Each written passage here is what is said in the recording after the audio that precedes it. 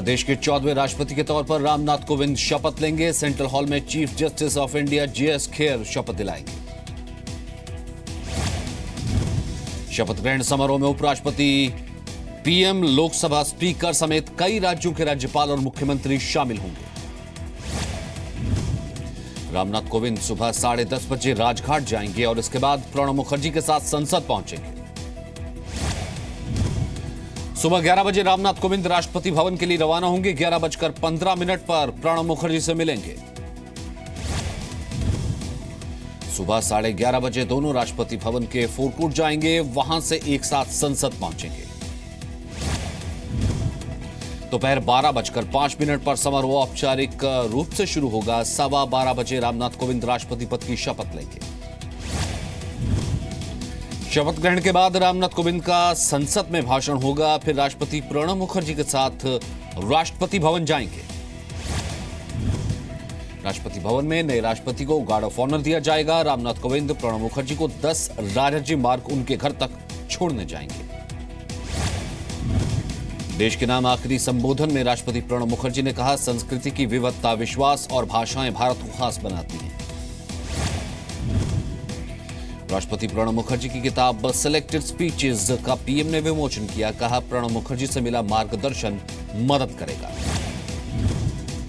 प्रणब मुखर्जी ने पीएम मोदी की तारीफ की। कहा, विनम्र व्यवहार के लिए वो मोदी को हमेशा याद रखेंगे। कानपुर में रामनाथ कोविंद के बचपन के स्कूल में भी खास तैयारी। बच्चों के लिए लाइव टेलीकास्ट का इंतजाम, खाने का भी आयोजन। चीन ने भारत के दूसरे युद्ध की चेतावनी दी। ग्लोबल टाइम्स ने लिखा, चीन के लोगों का धैर्य जवाब दे रहा है। आर्टिकल में लिखा, चीन के लोगों की गरिमा अपने रास्ते में कोई नहीं आ सकता। सीमा का उल्लंघन कोई भी देश बर्दाश्त नहीं करेगा।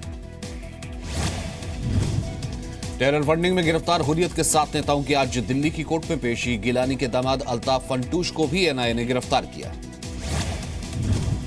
पूछताछ के लिए एनआईए कोर्ट से सभी नेताओं की रिमांड मांगेगी। टेरर फंडिंग में और भी खुलासों की उम्मीद। हुर्रियत नेताओं की गिरफ्तारी पर अलगाववादियों का विरोध। आज कश्मीर बंद। जम्मू कश्मीर के बांदीपुरा में मुठभेड़ के बाद आतंकी भागे। चेक पॉइंट पर रोकने के बाद आतंकियों ने फायरिंग की। पाकिस्तानी गोलीबारी के बाद पुंछ और रावलकोट के बीच चलने वाली बस सेवा फिलहाल रोकी गई। जम्मू में करगिल विजय दिवस की तैयारियां तेज। युद्ध में अहम भूमिका निभाने वाले बोफोर्स तोपों का प्रदर्शन किया गया। नक्सलियों के खिलाफ सुरक्षा बलों को बड़ी कामयाबी। छत्तीसगढ़ के बस्तर में नक्सली ठिकानों से मिला हथियारों का जखीरा। नक्सली बड़ी वारदात को अंजाम देने की फिराक में थे। 1200 डेटोनेटर, 13 तीर बम, 2 देसी ग्रेनेड बरामद। असम के कोकराझार में सेना और असम पुलिस ने जॉइंट ऑपरेशन के बाद आतंकी को मार गिराया। हथियार बरामद। लखनऊ में योगी मंत्रिमंडल की बैठक। आज शाम 6 बजे कानून व्यवस्था और विकास कार्यों पर चर्चा होगी। गायिका सुचित्रा कृष्णमूर्ति ने ट्वीट कर अजान के दौरान लाउडस्पीकर की तेज आवाज पर सवाल उठाए।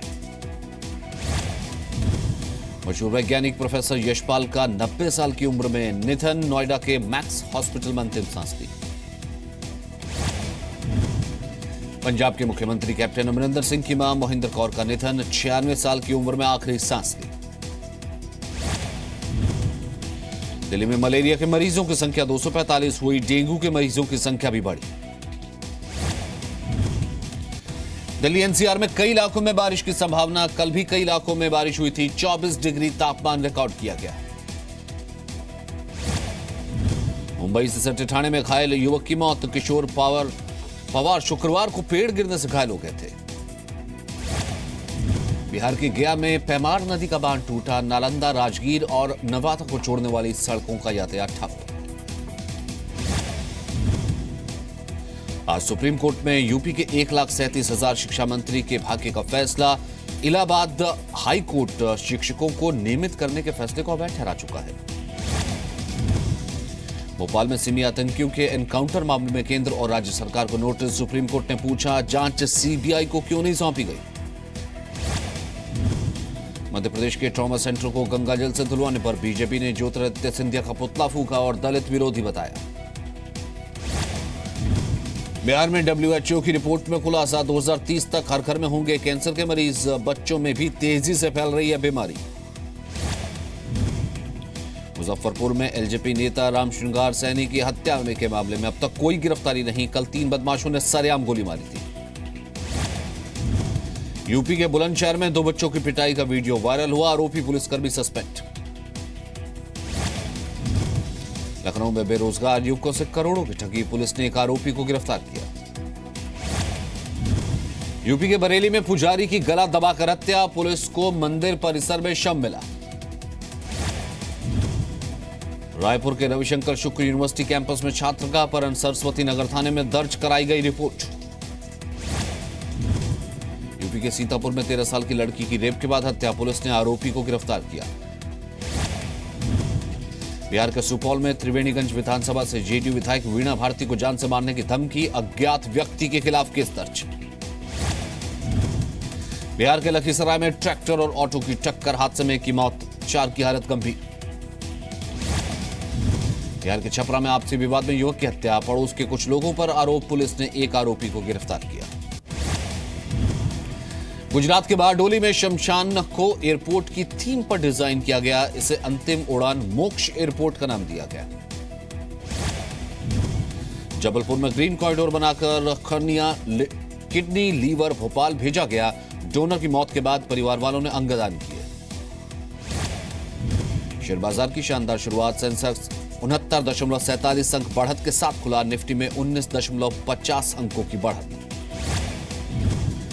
लाहौर के आतंकी हमले की अब तक किसी ने जिम्मेदारी नहीं ली। कल आत्मघाती हमले में 26 लोग मारे गए थे।